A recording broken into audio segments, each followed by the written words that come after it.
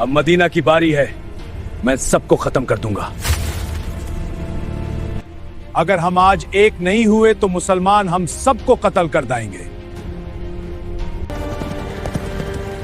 ऐसा कोई जो मुझसे लड़े। दो बड़ी और कामयाब जंगें लड़ने के बाद इस्लाम अभी अभी संभलना शुरू हुआ था। तब दोबारा से मुसलमानों पे जंग का खतरा मंडराने लगा। इससे पहले ग़ज़वा बदर लड़ी गई 313 और 1000 के मुकाबले में और अल्लाह ताला ने फतह नसीब की। उसके बाद ग़ज़वा ओहद लड़ी गई 700 और 3000 के दरमियान। अब दुश्मन इस्लाम के खिलाफ और दुश्मनी उगलने लगे। इस्लाम का मुश्किल तरीन और आजमाइशी का दौर शुरू था। हर तरफ से खतरा मंडराने लगा। ये वाक़या है ग़ज़वा खंदक का, जो तारीख़ इस्लाम के सबसे अहम और मुश्किल वाक़या है। ये जंग 5 हिजरी में मदीना मुनव्वरा में पेश आई। दुश्मन हर तरफ से इकट्ठे होकर मदीना पर हमला करने की कोशिश में थे। उनके अपने हिसाब से मदीना फतह करना चाहते थे। हम बहुत जल्द मदीना के मुसलमानों को खत्म कर देंगे। ग़ज़वा ओहद के बाद दुश्मन और ज्यादा बढ़ गए। उन्होंने ये इरादा कर लिया था कि अब वो मदीना पर एक ऐसा हमला करेंगे जिससे इस्लाम का सिलसिला ही खत्म हो जाए।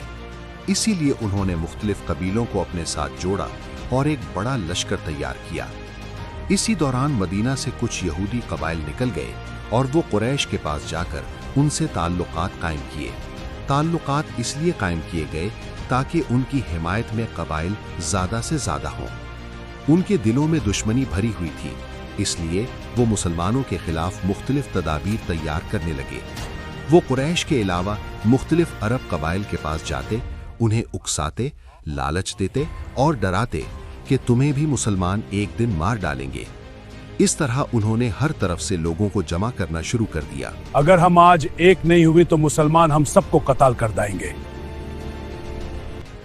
आहिस्ता आहिस्ता ये लोग अपना रास्ता बनाते गए और मुख्तलिफ दुश्मन कबाइल एक ही इरादे के साथ इकट्ठे हो गए। आखिरकार इस तरह एक बड़ा लश्कर, तकरीबन 10,000 लोग शामिल थे, तैयार हो गए और मदीना की तरफ बढ़ने लगे। और एक तरफ ईमान से सरशार मदीना में मुसलमानों की तादाद दुश्मन के मुकाबले में बहुत कम थी, जो तकरीबन 3,000 अफराद थे। दूसरी तरफ दुश्मन का लश्कर फतह की ख्वाहिश में मदीना की तरफ आ रहा था। इसी दौरान मदीना के लोगों में एक खौफ भी था और अल्लाह पर यकीन भी। दुश्मन कभी भी कहीं से भी हमला आवर हो सकता था। उनकी तादाद ज्यादा, उनका हौसला बुलंद और उनका मकसद साफ था, मदीना पर कब्जा करना। अब मदीना की बारी है, मैं सबको खत्म कर दूंगा। सहाबा जंग के हवाले से तदाबीर बना रहे थे कि वहां पर आप सल्लल्लाहु अलैहि वसल्लम भी सहाबा के साथ मौजूद थे। इसी दौरान हजरत सलमान फारसी ने एक मुनफरिद मशवरा दिया। उन्होंने तदबीर पेश की कि शहर के गिर्द एक गहरी खंदक खोदी जाए ताकि दुश्मन आसानी से शहर पर हमला ना कर सके।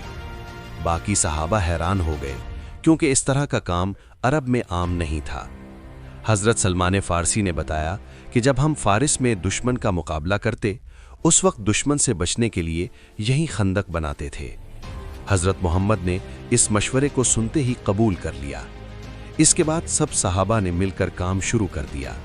हर जवान अपनी पूरी ताकत के साथ खंदक खोदने में लग गया। नबी सल्लल्लाहु अलैहि वसल्लम कायनात की अजीम हस्ती होते हुए भी आप अपने मुबारक हाथों से मट्टी उठाते, पत्थर हटाते और सहाबा के शाना बशाना काम करते। अल्लाह के नबी खुद काम कर रहे हैं।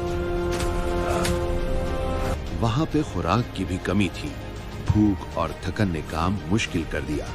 ऐसा वक्त भी आया कि सहाबा ने अपने पेट पर पत्थर बांध कर काम किया, लेकिन फिर भी मुसलमानों का जज्बा बुलंद था। किसी रोज खंदक खोदते हुए एक बहुत सख्त और बड़ा पत्थर निकल आया जो किसी तरह टूट नहीं रहा था। सहाबा ने अपनी पूरी कोशिश की, लेकिन वो पत्थर उनसे नहीं तोड़ा गया। तो आप सल्लल्लाहु अलैहि वसल्लम खुद वहां तशरीफ लाए और अपने मुबारक हाथ में औजार लिया। आपने जोर से वार किया तो पत्थर का एक हिस्सा टूट गया। آپ نے اسی طرح 3 بار زور زور سے وار کیا اور اس کے بعد پتھر مکمل طور پر ٹوٹ گیا۔ اس دوران آپ نے صحابہ کو مستقبل کی بڑی بڑی فتوحات کی بشارت دی۔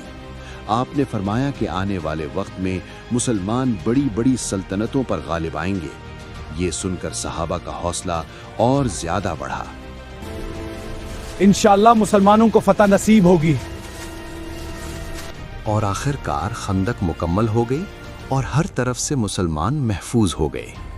کچھ ہی دنوں بعد دشمن کا لشکر مدینہ کے پاس پہنچ گیا۔ انہوں نے دیکھا کہ شہر کے گرد ایک گہری خندق موجود ہے، جس سے دیکھ کر وہ حیران ہو گئے اور ان کا حوصلہ کم ہوا۔ انہوں نے کبھی اس طرح کی حکمت عملی نہیں دیکھی تھی۔ یہ ان کے لیے منفرد اور غیر معمولی نظارہ تھا۔ اب وہ آسانی سے شہر کے اندر داخل نہیں ہو سکتے تھے۔ دشمن نے بہت بار کوشش کی کسی طرح سے بھی اس رکاوٹ کو ختم کر دیں، لیکن بہت گہری اور وسیع خندق نے ان کے لیے راستہ مشکل کر دیا۔ لیکن اسی دوران دشمن کے چند سپاہی خندق کی طرف تیزی سے بڑھے اور بہت کوششوں سے خندق پار کر لیا۔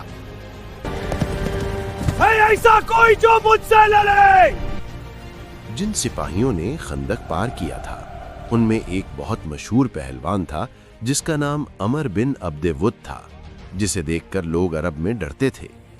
جب وہ خندق پار کر کے مسلمانوں کے سامنے آیا اور بلند آواز لگا کر کہتا تھا کہ کوئی آئے اور مجھ سے مقابلہ کرے، اور اس کی یہ بات سن کر ماحول اور زیادہ خوفناک ہو گیا۔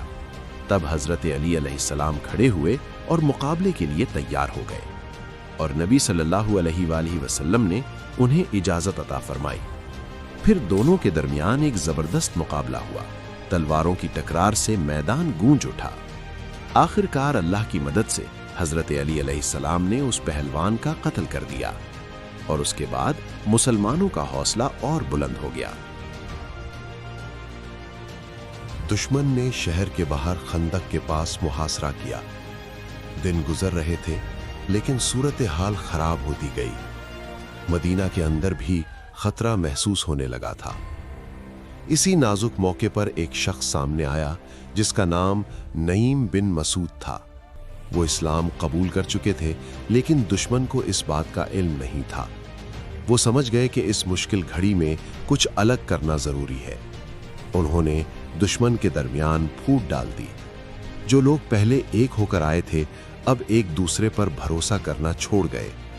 اسی ترکیب نے آخر کار انہیں اندر سے کمزور کر دیا۔ اسی کشمکش کے درمیان آسمان سے ایک سخت آندھی اور طوفان چل پڑا۔ سرد اور تیز ہوا سے دشمن کے خیمے اکھڑ کر اڑنے لگے۔ ان کی آگ بجھ گئی اور ان کے دلوں میں خوف بیٹھ گیا۔